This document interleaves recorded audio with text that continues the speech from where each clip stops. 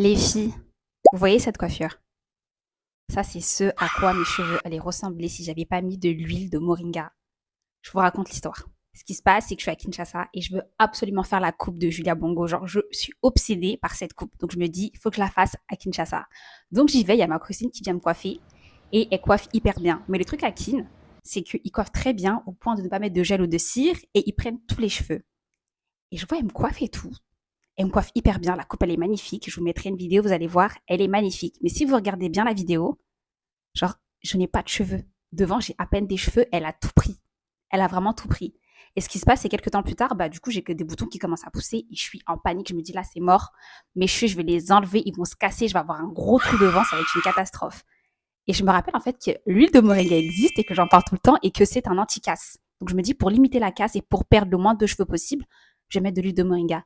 Donc, j'en mets H24, mais genre tout le temps. Et aujourd'hui, regardez mes tempes.